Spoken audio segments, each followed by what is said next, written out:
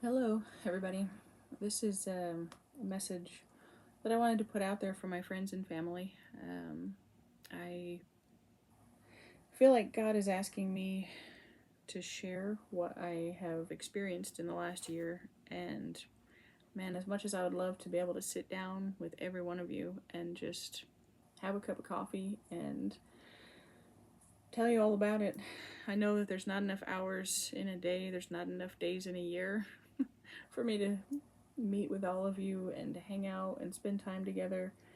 Um, just know that I miss you, and I'm glad that you found this video, and I hope that you get some kind of understanding out of it, of what on earth is going on with me. Um, I hope as well that if this is not really your cup of tea, like I know not everybody is religious or believes in God, I hope that my friends, my family, that you will at least hear me out on this particular video, because I'd like to share what has happened to me. I'm sure, I mean, if you've known me for any amount of time, you've seen some things that have changed in the last year, and I don't know how else to explain it to everybody, but to do it here. And I used to do a YouTube channel, actually a couple of them, and I'm very familiar with editing videos and removing pauses and the stuttering and the making things more concise for the viewers. But I feel like I can't do that with these videos because I want to speak from my heart, and I want you to, I don't know, I guess, hear me as if we are together, that we're literally hanging out and having a cup of coffee because what I've experienced isn't easily put into words, and I could edit out all of the difficulty that I have with finding the vocabulary for this, but I think that that would actually not do justice maybe to what has happened. So bear with me as I try to put this out there. This won't be like the last video, but I hope that, like I said, you'll at least watch this one. There's so much that has happened in the last year that I could talk for hours, literally hours, about stuff that has been going on. Nobody has that much time, right? Ain't nobody got time for that. So I'm gonna do smaller videos, smaller clips. In some of them I'll go into visions that I've had and things that I've heard God speak to me. These things sound crazy. If I had known that I would be saying stuff like this a year ago, man, I would have thought that I had lost it. And in fact, there were a few times where I thought I might be losing my marbles. I mean, we won't rule out the padded cell just yet, because who knows. But I hope that even though it may sound crazy, that you'll listen with an open mind and a heart of compassion, because I'm making this video for my friends and for my family, and I hope that you'll give me the benefit of the doubt and know that I am a sincere person, that I don't lie about things, and everything that I'm going to tell you in this video and in other videos has absolutely been my experience, and it's very, in my life, it's been very powerful.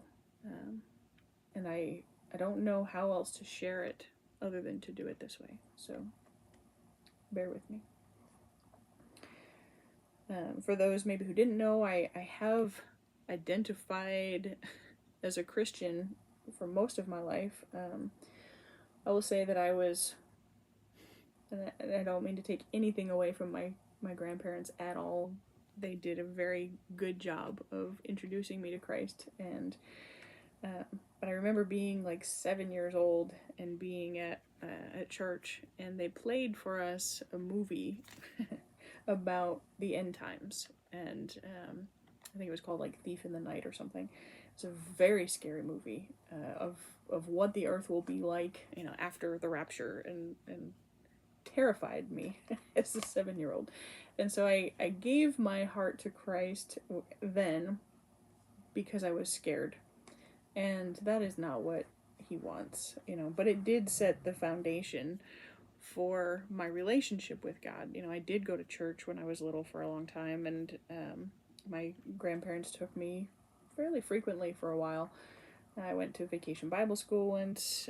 It was a lot of fun. And I remember as I became an adult, I started making bad decisions. I just did. I had been very determined for a long time that I was going to prove people wrong about me who had said that I would never amount to anything. And so I had a chip on my shoulder. I worked to get good grades in school, and I wanted to go to college. I was a foreign exchange student. And when I came home, I was in that rebellious stage, right? I was kind of sick of that. I didn't want to do it anymore. And I started making bad decisions. And when I was 20, when my grandpa Wagner passed away, I was at his funeral, and I heard God speak to me that day and told me that I was not alone. And that day, my great uncle actually led me through, the sinner's prayer of repentance, and I asked Jesus into my heart, into my life again that day as an adult with, kind of full awareness of what that meant. And I wish that I could say that from that moment on I was living a life for Christ, that I was in him and he was in me, and that was not the case. I was in kind of a bad place actually in my life. I wasn't doing so well. I was in a bad relationship. I was a single mom. I was not in college. Like, all the things that I thought that my life was going to be were not panning out at that point. And a few years after that was when I moved away. I moved down south with my daughter. And for a while, it took me time to kind of sort through where my heart was. I started to try and forgive things that I had experienced when I was little. But it was a long road.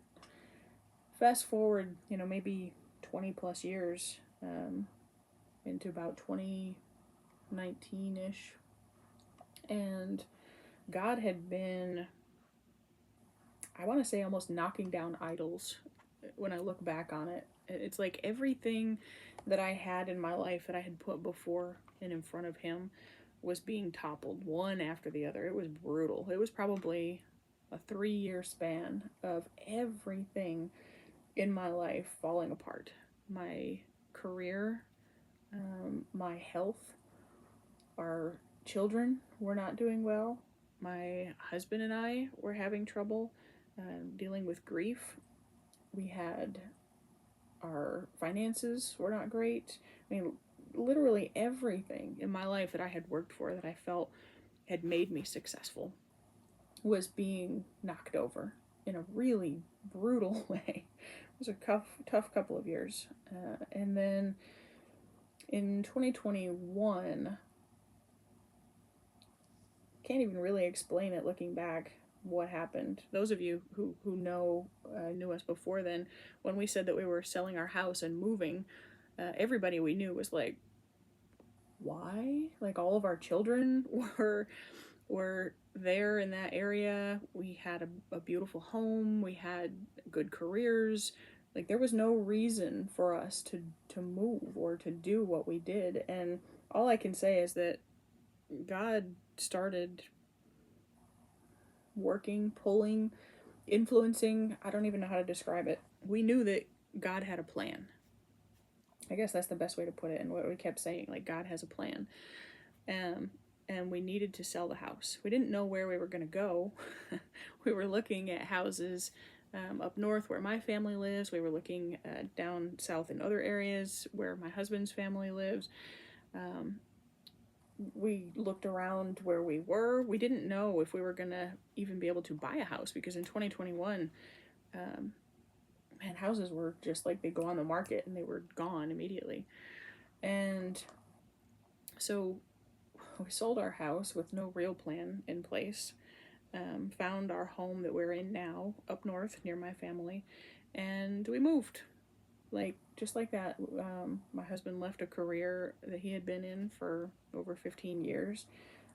I was pretty sure that I wasn't going to be able to keep my job, but I did. It did work out. But that was a massive change and a leap of faith that we took based on what God was showing us and telling us. And a year or so after that, it took us a minute to get situated, and a coworker of my husband's was inviting us to come to church with them. And it took us a while. We dragged our feet, and finally we started going to a local church here in this town, and started attending like a weekly micro church group kind of within that church. And one night we were reading through in James, and there's right at the beginning of that chapter, it talks about taking joy in trials of all kinds, because those trials produce perseverance, and that matures your faith. And I remember when I had never read it, I didn't read the Bible much over the years, and I had never heard these words before. And it was like a smack in my face. I felt angry when I heard those words. I was like, oh, really? Do you know what I've been through? Like that moment of self-pity almost, where you're like, really? You want me to rejoice in all of those things that I suffered, the traumas that I carry, the memories that I have that I wish I didn't have? Rejoice in that. Okay. And I was kind of bitter about it. And I started praying about that. And God was telling me, like, you need to forgive people. Hold up. Ooh. That's my I'm gonna have to be back to work in a little while alarm. No editing, y'all. This is real life. I'm not gonna be editing anything out of this. So, it's good because it'll keep me from making this video super long. So, I'm feeling this prompt to forgive things, and I had done a lot of forgiving of stuff over the years. I had gotten to a pretty healthy place, but there were a few things that I was holding on to that I was not capable of letting go of on my own. I was assaulted when I was in my early 20s, and have not seen this person in a very long time. Let them into my home, and there were just memories such as that I did not ever want to revisit. I had kept them buried in a box, just locked away. And God was telling me, like, you need to forgive. And I'm like, I don't think so. Some things are unforgivable, and I can't. And there were others, like smaller things, that he did help me, and I prayed for him to help me forgive, and he did help me through some of those other pieces, but that was still there. It was still lingering. And I remember there was a moment where I really just kind of surrendered everything. I told God, like, he had been showing me where he had been and how he had been moving in my life, my whole life. And I finally just surrendered, and I was like, God, my life is yours. Like, really sincerely. I know I said it when I was 7. I know I said it when I was 20, but I mean it this time. I don't want to withhold anything. Like, it's all yours. Do with me what you will. And that was in, like, I don't know, late August, September, right around this time last year. And in September, I was baptized for the first time, because I was definitely feeling him moving very strongly in my heart and in my life. And I was like, yeah, I want to be baptized. I want to kind of tell the world I am of Jesus, and he has saved me, and I want to do that. So that was in September. And then in October, I had been doing EMDR therapy counseling for probably 5 or 6 years. And I was very familiar with how that process worked. EMDR is a process where you revisit trauma and traumatic experiences, and you try to kind of help the brain shift from that fight or flight response where it's like stored physically in your body and you have PTSD and panic attacks and stuff that come from that. It's kind of like reprogramming your brain almost to not respond that way. Like the memory doesn't change, but your response to it can be mitigated through this type of therapy.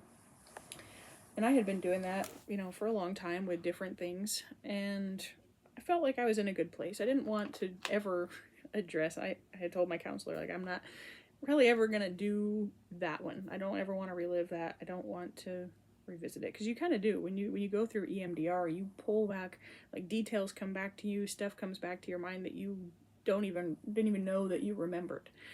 And I was not willing to relive that moment.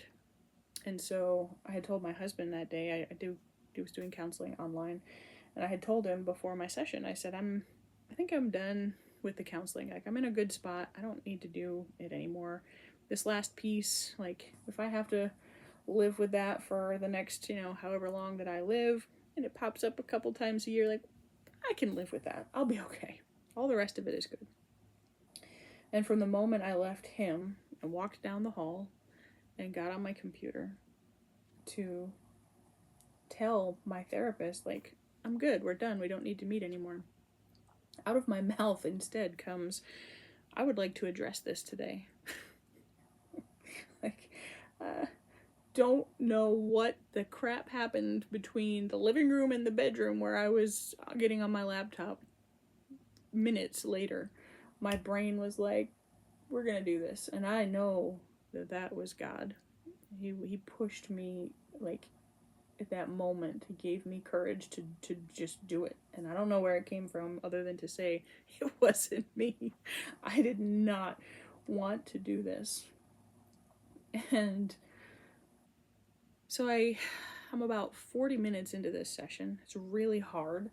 I was crying. I was reliving very traumatic things, and suddenly this song starts playing in my head. In the back of my mind, it's on a loop on this verse that I had sung at church, the first time I ever sang at church here, a couple days beforehand. And the lyrics are like, your name is power, your name is healing, your name is life, break every stronghold, shine through the shadows, burn like a fire. It's like this song of healing and of recovery from things like that. And this song starts looping through my head as I'm experiencing this moment. And I struggle to find the words to explain this, but it felt like God had grabbed hold, like if that memory had roots all through my life, through my memory and my heart. It was everywhere. It was touching everything. And above it was this toxic plant that had grown up in my life, this big weed that was choking out everything. It was like God grabbed hold of it and just yanked it out by the roots and threw it away. Now, I've done a lot of EMDR. That doesn't happen, okay? You go through the reliving of the experience, you kind of try to refocus your mind and on things that you want it to remember when you look at that, and then there's a process even afterwards that you go through where you're dealing with emotions. That did not happen that day. In that moment, when that was taken from me, it was like that entire memory, every emotion, everything that came with it was replaced with light and love. I can't describe how powerful it was. Even now, it's been almost a year.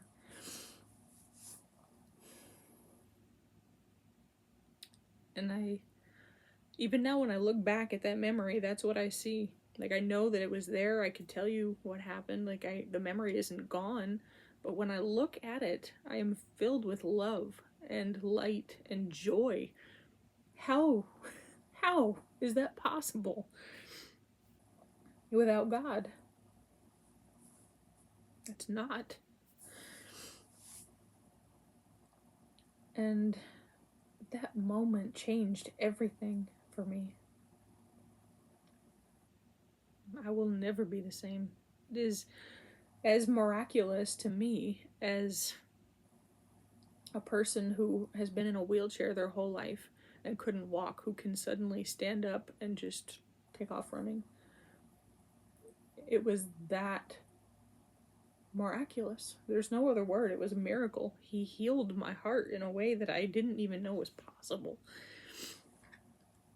And man, from there, I mean, I had already been experiencing powerful things from God in those months leading up to that, and leading up to my baptism, leading up to that moment at the end of October.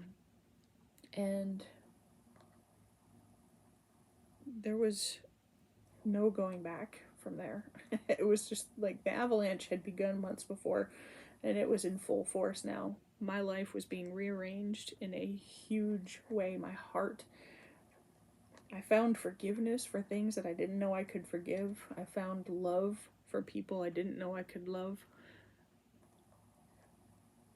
I became more extroverted and willing to just talk to strangers and ask them how they're doing, and my capacity for loving others is just immense now. And I know that that's Him at work in my heart. So in the coming weeks, I'll be posting videos to kind of explain other things that have been happening, visions that I've had, dreams that I've had, moments of clarity that He has given me as I tried to understand what His love looks like, because we don't experience that type of unconditional, powerful, pure love in this world. This, like, we just don't, or you almost can't wrap your head around it. And so I'll be sharing some of those things as well. But I hope for those of you who have wondered, like, why is Misty suddenly giving a sermon, right? I'm a lay pastor, a ministerial candidate at our church now. I know there's plenty of drama probably to be had around that. Like, why is Misty suddenly X, Y, Z, whatever? And this is why. Because I've experienced something that was incredible and supernatural and beyond anything that I can explain. I have no explanation. There's no logical reason for what happened. And so I think God is telling me, like, you can't keep this to yourself. It's not just for you. Like, this is for others as well, for other people to know me. So bear with me. I hope you don't get sick of me posting videos. You don't have to watch them all if you're not into this kind of thing. But just know that I love you, and I wish that I could sit with you and explain these things and have a chat with you and tell you all the things that have been going on. It's amazing and it's wonderful, and I am changed because of it. So thank you all, and hope that you have a wonderful week. And if you ever want to chat more about any of the things that I'll be posting, please just let me know. I miss you and I love you.